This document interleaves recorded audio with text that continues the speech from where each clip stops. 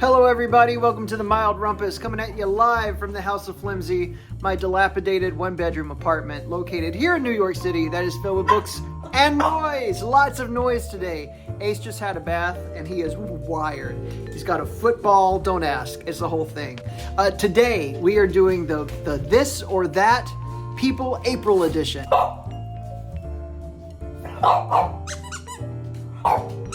Okay, I'm going to do my best to get through these questions. There are no guarantees because we're at an 11 right now, okay?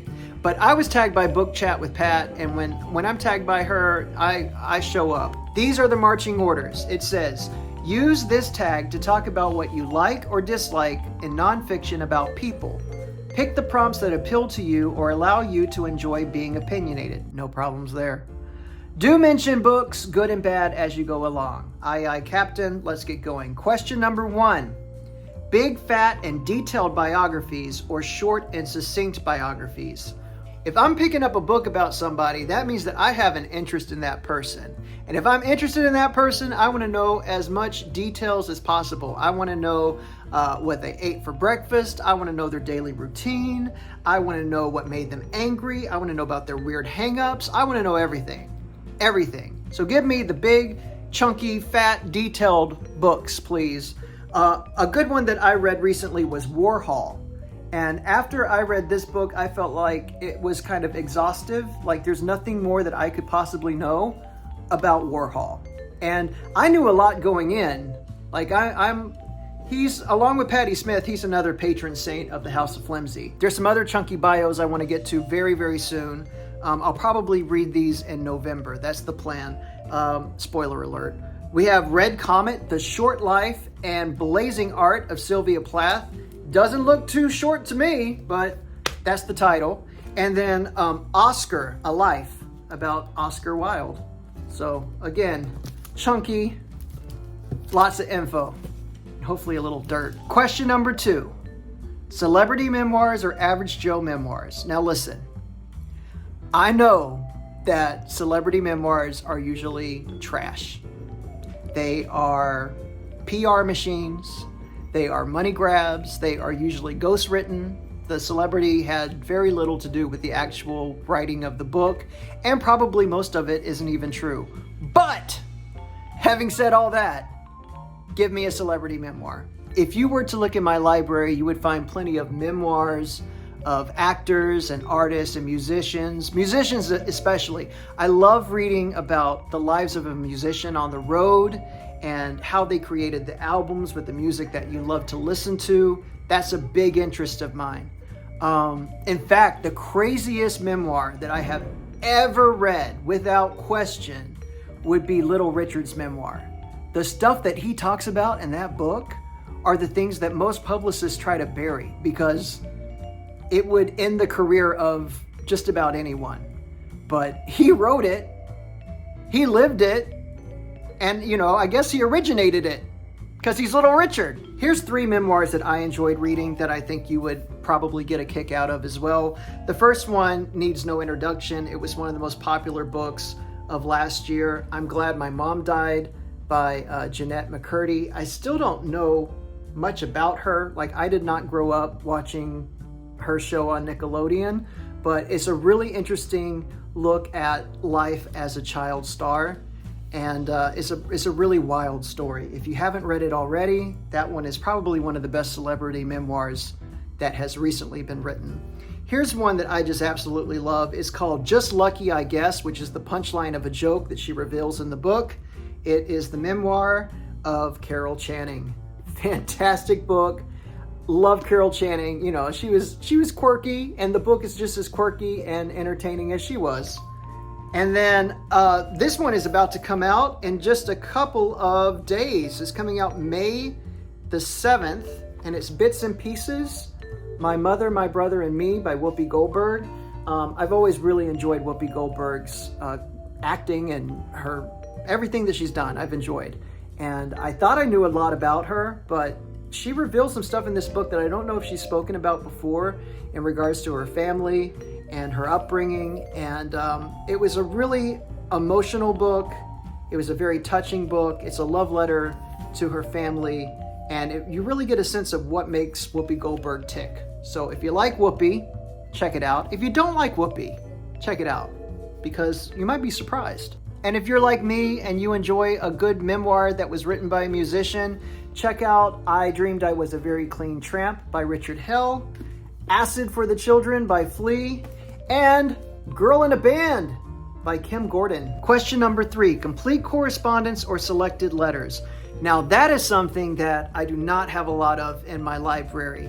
The only books that I have of letters are correspondence between William Burroughs and Allen Ginsberg, the letters of Rimbaud, Portrait of an Artist, the edition that has the exchange between the two, and then Hunter S. Thompson. Other than that, I don't think, and C.S. Lewis. Other than those, I don't think I have any collection of letters. If I was to go out and buy more, they would be selected letters, because let someone else go through it and edit it and pick out the good stuff. I don't need to do that. Number 4, memoirs written when the events are fresh or memoirs written with hindsight. Ooh, hindsight.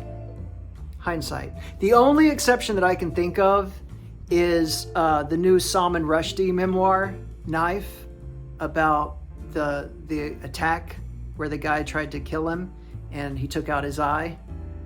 That, I think, is a good exception to the rule. But otherwise, I love books that are reflective and sort of like you lived through it, you learned it, and I'm passing on what I gained from that experience. That's what I enjoy reading. I think it's funny when someone is kind of fresh on the scene and they release their memoir, and it's like, really, you're 20, go out and live a little. Let's see if you're still doing this in a few years, because fame is fleeting. But yeah, I would say hindsight. Number 5, gossipy biographies or scholarly biographies. Now, if you think back, the biographies that I showed, not the memoirs, the biographies I showed were very scholarly. So I'm going to surprise myself and say scholarly biographies, but give me a gossipy memoir. Because, I know it's wrong, it's my fatal flaw, but I love me some gossip. Number 6, diaries of ordinary life or diaries of extraordinary events. Extraordinary events. Why would I want to read about your ordinary life? I got my own. Question number 7, Arty memoirs or sporting memoirs. Have we met? I think I only own 2 sporting memoirs. One that I'm about to show you with the next question, and then a book that was written by Muhammad Ali. But you'll definitely find more Arty memoirs than books dealing with sports. And in case you haven't been picking up what I'm dropping, here it comes, brace yourself. Boom! One of my favorite books of all time, Just Kids by Patti Smith. This is her memoir about her life as a young person in New York City, finding her way and her voice as an artist. And it's about the relationship that she built with Robert Mapplethorpe, the photographer. And they started off as friends, became lovers, and then became friends again. And then when the AIDS epidemic hit, Robert Mapplethorpe was one of the people that fell to that, and Patti was left with the promise of telling their story. But then she also has other memoirs that she's written that are much more arty than Just Kids. Just Kids is a very straightforward memoir. She also wrote M Train, which is sort of a glimpse into where she's at now and her interest. She talks about everything from Murakami to murder shows, like murder mystery, CSI shows, that kind of thing that she watches. And then probably the most arty out of everything that she's written is Year of the Monkey, where she kind of goes in and out of reality and a dream world. And this was right around the time of Sam Shepard's death. Number 8, gritty autobiographical writing or inspirational autobiographical writing.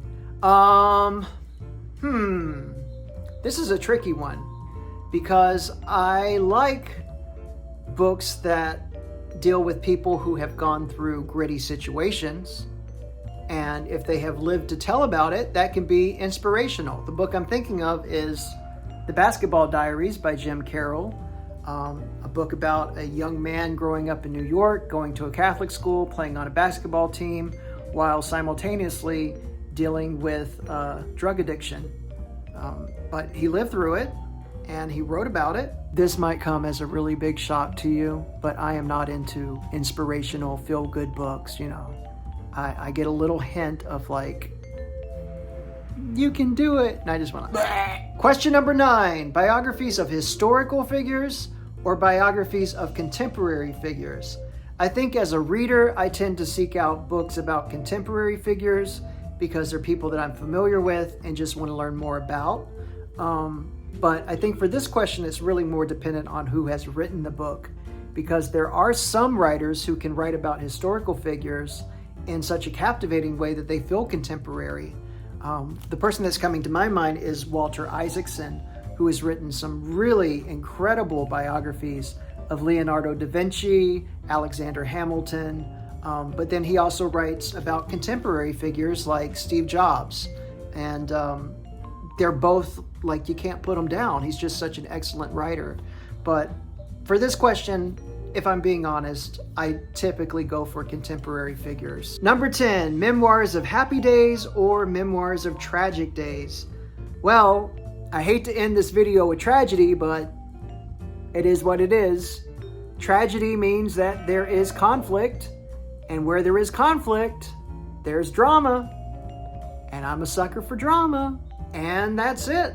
Last bit of order, we have to tag some people. So first of all, thanks again to Book Chat with Pat for thinking of yours truly. I appreciate it, and I enjoyed doing this tag. If you enjoyed watching it, tag you or it. Time is running out, so you better jump on it.